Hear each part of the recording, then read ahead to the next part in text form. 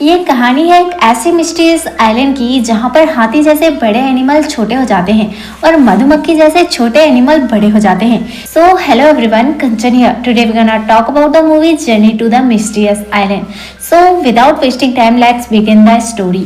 कहानी की शुरुआत होती है और सोन नाम के एक लड़के को देखते हैं जो करीब 17 साल का होता है, जो बाइक चलाकर सैटेलाइट के टावर के पास जा रहा होता है, जहां जाने के बाद उसे एक मैसेज मिलता है। इसलिए वो बहुत ज्यादा खुश हो जाता है। जब वो वापस लौटता है तो पुलिस उसे पकड़ लेती है। तभी पुलिस वाले उसके घर में कॉल करते हैं और उसके फादर को बुला लेते हैं, जो कि सोन के सौतेले पिता होते हैं। वहीं सोन अपने पिता को बिल्कुल पसंद नहीं करता था, लेकिन सोन के पिता पुलिस वालों को जानते थे, इसलिए वो सोन को छोड़ देते हैं। इधर हम सोन को देखते हैं, जैसे ही वो घर पहुंचता है उसकी मॉम उस पर गुस्सा होती है, लेकिन सोन पर इसका कोई असर नहीं होता। आगे हम देखते हैं कि सोन बहुत ही खुश होता है क्योंकि उसे उसके दादाजी ने मैसेज भेजा है जिसका नाम अलेक्जेंडर है। सभी को लगता है कि वो मर चुके हैं, लेकिन सोन को अभी भी कहीं न कहीं विश्वास है कि उसके दादाजी जिंदा है। सोन जैसे ही उस मैसेज को निकालता है तो पता चलता है कि वो एक कोड वर्ड में लिखा हुआ है। ये लैंग्वेज सोन को समझ नहीं आती, वो उसे सॉल्व करने में लग जाता है। तभी वहाँ पर हैंग आते हैं। वो सोन से बातें करने की कोशिश करते हैं, लेकिन सोन उनसे बातें करने में कोई इंटरेस्ट नहीं लेता। तभी हम देखते हैं कि हैंग सोन को परेशान देखता है और वो उसकी प्रॉब्लम पूछने लगता है। तभी सोन बता देता है कि वो इस कोड को सुलझाने की कोशिश कर रहा है। तभी हम हैंग को देखते हैं, जो सोन को बताता है कि वो नेवी में काम करता था और वो चाहे तो इस कोड को सॉल्व कर सकता है। तभी हम देखते हैं कि सोन उसे हाँ में जवाब देता है। तभी हैंग वो कोड को सॉल्व करने में लग जाता है और बता देता है कि तुम्हारे दादाजी ने ये खत लिखा है, वो एकदम सही सलामत है और उन्होंने एक लोकेशन भी बताया है जिसमें 3 बुक्स का जिक्र है। तभी सोन उन तीनों बुक्स को निकाल लेता है और हम देखते हैं कि तीनों बुक्स के पहले पन्ने को फाड़कर आपस में मिलाने की कोशिश करते हैं तो उन्हें एक मैप मिलता है जो कि एक मिस्टीरियस आइलैंड का होता है।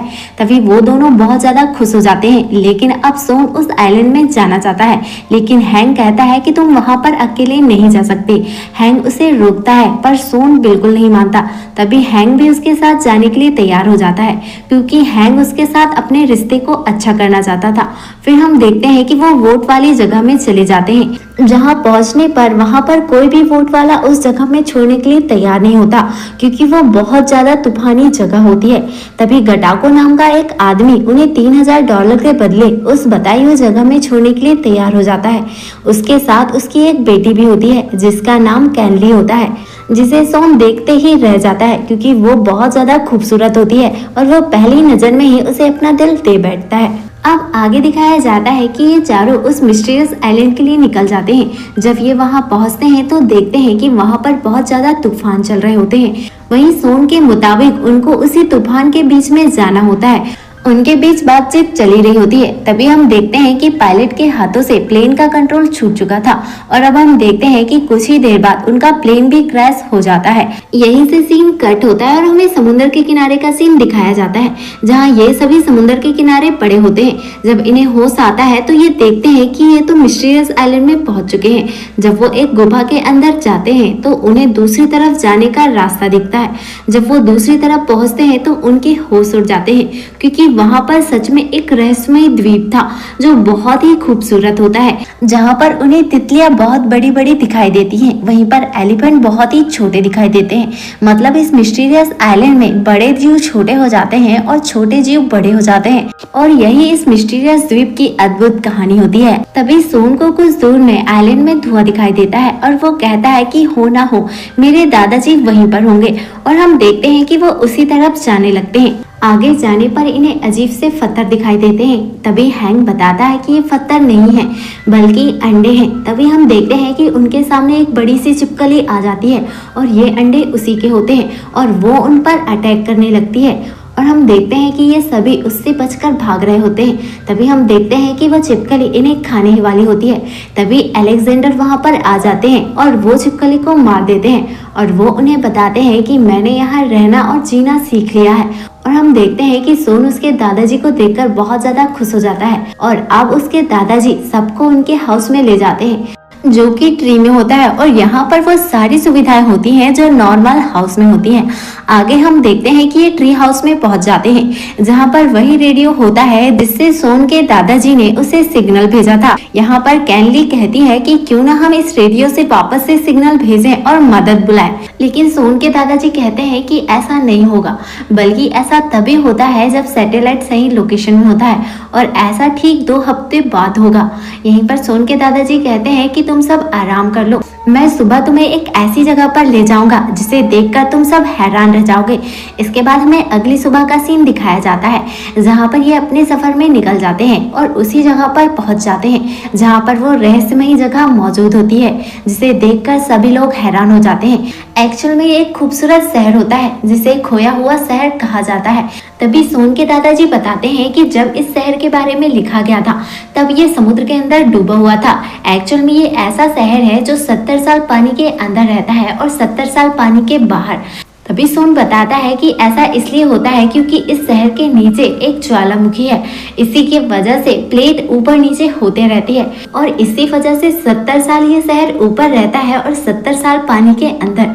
तभी हैंग वहाँ के पानी को टेस्ट करता है जो कि खारा होता है और वो सभी को बताता है कि ये पानी समुद्र का है और पानी जमीन की सतह पे तभी आता है जब पानी जमीन के अंदर से हो, यानी कि ये द्वीप जल्द ही डूबने वाला है। तभी सोन के दादाजी कहते हैं कि ऐसा नहीं हो सकता क्योंकि अभी भी इस द्वीप को डूबने में 14 साल बाकी हैं। वहीं हैंग बताता है कि उसकी कैलकुलेशन के हिसाब से ये द्वीप 2 से 3 दिन में पानी में डूब जाएगा। आगे हम देखते हैं कि जिस जूल की किताब में इस आइलैंड का जिक्र होता है उसी किताब में एक बड़ी सबमरीन का भी जिक्र था जिसका नाम नॉटिलियस होता है, लेकिन किताब में वो कहाँ है इसका जिक्र नहीं होता है। अब उन्हें उस सबमरीन की जरूरत होती है जिससे वो वापस घर जा सकते हैं। सोन के दादाजी उन्हें कैप्टन निमो की समाधि पर ले जाते हैं जहां वो बताते हैं कि निमो के साथियों ने उनकी समाधि यहीं पर बनाई थी, जहां उनकी लिखी डायरी भी होती है जिसे कैनली अंदर जाकर ला लेती है, जिसमें लिखा था कि कैप्टन निमो हिंदुस्तान से था और उसकी पनडुब्बी आइलैंड के दूसरी तरफ मौजूद है जो ज्वालामुखी की पीक पर है। अब हम देखते हैं कि ये सभी उसी तरफ जाने लगते हैं। इनका रास्ता बहुत ही कठिन होता है जहाँ बड़ी बड़ी चींटियां भी मिलती हैं। तभी हम सोन को देखते हैं जिसे एक ज्वालामुखी दिखता है जो सोना उगल रहा होता है। वहीं सोन वहाँ पर जाना चाहता है ये कहकर कि तुम मेरी जिम्मेदारी हो। तभी इनका रास्ता खत्म हो जाता है और इधर हम सोन के दादाजी को देखते हैं जो इन्हें मधुमक्खी पर बैठकर पहाड़ की सैर करवाते हैं। हालांकि हैंग ऐसा नहीं करना चाहता था पर उनके पास दूसरा कोई रास्ता नहीं होता है, इसलिए हम देखते हैं कि ये मधुमक्खी पर बैठकर पहाड़ की दूसरी तरफ जाने लगते हैं। तभी इन पर पक्षी अटैक कर देते हैं और हम देखते हैं कि ये उनसे बचकर भाग रहे होते हैं। तभी हम देखते हैं कि एक पक्षी हैंग के पीछे पड़ जाता है और हम देखते हैं कि वो बड़ी ही सूझबूझ से 2 पक्षियों को आपस में टकरा देते हैं। इधर हम सोन को देखते हैं जो पक्षी से बच रहा होता है। तभी कैनली मधुमक्खी से नीचे गिर जाती है पर सोन नीचे जाकर उसे बचा लेता है। आखिरी बचे पक्षी को ये मकड़ी के जाले में फंसा देते हैं, लेकिन इसी दौरान सोन भी पेड़ की टहनी से टकराकर नीचे गिर जाता है और उसका पैर फ्रैक्चर हो जाता है। आगे हम देखते हैं कि हैंग सोन की हेल्प करता है और उसे उठाकर सुरक्षित जगह में ले जाता है। आगे हम देखते हैं कि वो उसे गाना सुनाने लगता है। अब उनके रिश्ते में भी काफी सुधार आ गया होता है। दूसरी तरफ हम कैनली के पिता को देखते हैं जिसे पता चल जाता है कि सोन कैनली को लाइक करता है, पर कैनली उसके पिता से कहती है कि जब हम वापस जाएंगे तो सोन बड़े कॉलेज में चले जाएगा और वो मुझे भूल जाएगा, जबकि हमारी दुनिया बहुत छोटी है। और अब हम देखते हैं कि ये लोग सो जाते हैं। इधर हम कैनली के पिता को देखते हैं जो कि टेंशन में होते हैं और सोच रहे होते हैं कि वो भी अपनी बेटी को बड़े कॉलेज में पढ़ाएंगे, इसलिए वो वहाँ से निकल जाते हैं और उसी सोने के पहाड़ के पास चले जाते हैं ताकि वो वहाँ से सोना ला सके और अपनी बेटी को बड़े कॉलेज में पढ़ा सके। जब सबकी नींद खुलती है तो देखते हैं कि कैनली के पिता वहाँ नहीं होते हैं, इसलिए वो आसपास देखते हैं और कैनली समझ जाती है कि उसके पिता कहाँ गए हैं। इसलिए हम देखते हैं कि कैनली उसके पिता को लेने जाने लगती है। तभी सोन भी उसके साथ जाने के लिए कहता है, लेकिन सोन का पैर फ्रैक्चर होता है, इसलिए उसके दादाजी कैनली के साथ जाते हैं और इन्हें कहते हैं कि तुम पनडुब्बी लेकर उसी पहाड़ के किनारे पर मिलना। कुछ घंटों के सफर के बाद ये कैनली के पिता के पास पहुंच जाते हैं जहां वो एक सोने का पत्थर उठा रहे होते हैं, लेकिन कैनली उन्हें समझाती है कि उसे दुनिया की कोई दौलत नहीं चाहिए बल्कि उसके पिता ही उसकी असली दौलत है। और आगे हम देखते हैं कि उसके पिता भी समझ जाते हैं। अब वो तीनों पहाड़ की चोटी की तरफ निकलने लगते हैं। दूसरी तरफ हम हैंग और सोन को देखते हैं जो उसी जगह पर पहुंच जाते हैं जहां पर पनडुब्बी रखी गई थी।